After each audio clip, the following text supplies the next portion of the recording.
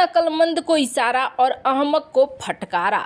भारत ने बड़ा नुकसान करवा दिया पाकिस्तान का, कंगाली में आटा गीला करवा दिया। जानेंगे एशिया कप में भारत ने ऐसा क्या किया है। तो वहीं दूसरी तरफ पाकिस्तान को छोड़कर भागी ब्रिटेन की कंपनी सेल, और सेल के भागने का मतलब है कि बड़ी भगदड़ का मच जाना। आखिर ऐसा क्या हुआ है? इतनी पुरानी कंपनी, इसके जाने से क्यों भरभरा कर गिर रहा है पाकिस्तान का शेयर बाजार? जानेंगे जियोपॉलिटिक्स में धमाल मचा हुआ है। आइए जानते हैं इन खबरों को विस्तार से। पाकिस्तान की कैसी हालत है ये किसी से छिपी हुई नहीं है। पाकिस्तान अभी चाइना को ब्लैकमेल करने की कोशिश कर रहा है, पर चाइना को ब्लैकमेल कर पाना उतना भी आसान नहीं है। ये बात पाकिस्तान भी जानता है। पाकिस्तान के वित्त मंत्री ने अब झल्ला कर ये कह दिया है कि IMF चाहता है कि हम डिफॉल्ट हो जाएं, हम दिवालिया हो जाएं।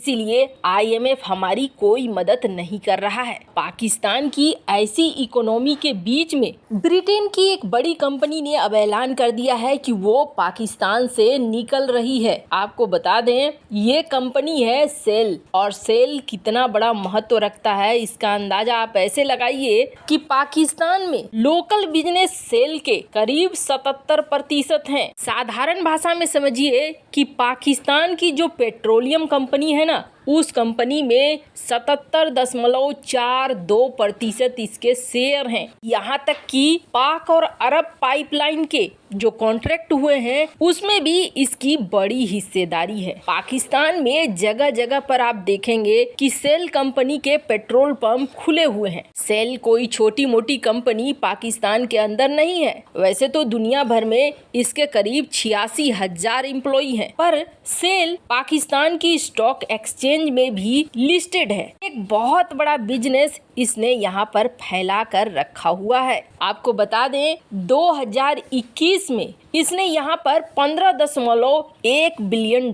लगाया था, जो एक बहुत बड़ा अमाउंट है। लेकिन 2022 में सेल कंपनी ने मात्र $2.1 बिलियन लगाया। इसे पहले ही समझ में आ गया था कि पाकिस्तान के हालात बेहद खराब होने वाले हैं, और अब इस कंपनी ने ये ऐलान कर दिया है कि हम यहाँ से जा रहे हैं, हमारे शेयर को अगर कोई खरीदना चाहता है तो खरीद लो। और इस ऐलान भर से ही पाकिस्तानी शेयर बाजार में उथल पुथल मच गई है। सेल जैसी कंपनी जो पिछले 70 साल से पाकिस्तान के अंदर गली गली कूचे कूचे में पेट्रोल पंप खोल रही थी और यहाँ के पेट्रोलियम कंपनियों के साथ बड़ी साझेदारी थी, उसने अब ये ऐलान करके सबसे बड़ी चोट दे दी है। हालांकि अचानक से इतनी पुरानी कंपनी ने इतना बड़ा फैसला क्यों लिया है, तो आपको बता दें 2022 में सेल पाकिस्तान को बहुत ज्यादा लॉस हुआ और 2023 में उभरने के कोई चांस नहीं दिखे। 2022 से ही पाकिस्तान की करेंसी गिरने लगी,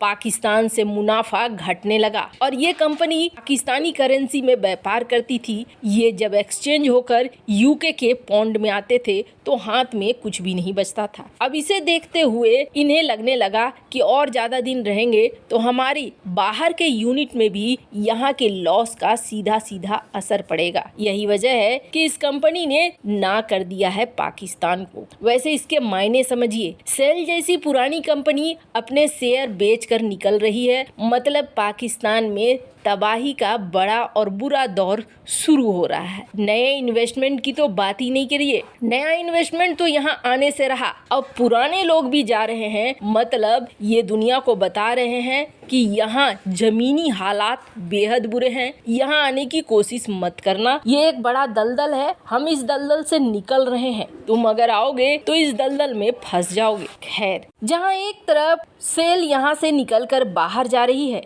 तो वहीं दूसरी तरफ दूसरा चोट दे दिया है भारत ने, और तगड़ा वाला चोट दे दिया है। हालांकि पाकिस्तान सेखी बघारते रह गया और हाथ में कुछ भी नहीं लगा। स्क्रीन पर आपको एक लिस्ट दिख रही है। इस लिस्ट में जब ये देखा जाता है कि दुनिया में सबसे ज्यादा प्रसिद्ध खेल, पॉपुलर खेल कौन सा है, तो इसमें दिखता है आपको 1 नंबर पर दिखता है फुटबॉल, जिसके दुनिया भर में दर्शकों की संख्या और फैंस की संख्या करीब 3.5 बिलियन बताई जाती है। यूरोप, अफ्रीका, एशिया, अमेरिका, यहाँ पर ये बहुत ज्यादा पॉपुलर है। वहीं दूसरे नंबर पर आता है क्रिकेट, जिसके 2.5 बिलियन फैन माने जाते हैं। एशिया, ऑस्ट्रेलिया, यूके में इन्हें देखा जाता है। तीसरे नंबर पर हॉकी आता है, चौथे पे टेनिस, पांचवें पे वॉलीबॉल, उसके बाद टेबल टेनिस। कहने का अर्थ ये है कि दुनिया भर में 3 खेल हैं जिनके बहुत बड़े दर्शक हैं, और बहुत बड़े दर्शक का मतलब हो गया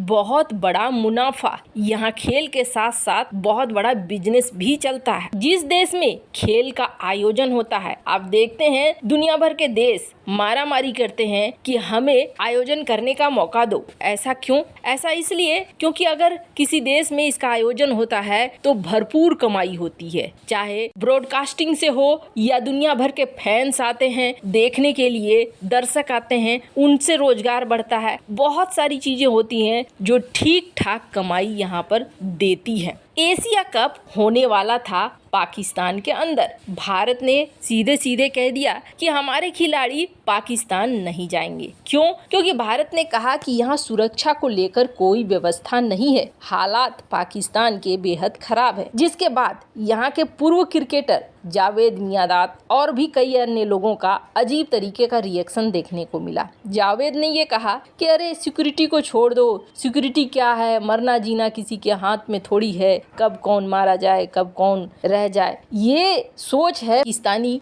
पूर्व क्रिकेटर का। जब भारत ने ये कहा तब पाकिस्तान ने कहा कि नहीं, आप ऐसा करो, हाइब्रिड मॉडल अपना लो, कुछ मैच हमारे यहाँ करा लो, कुछ मैच किसी दूसरी जगह पे करा लो।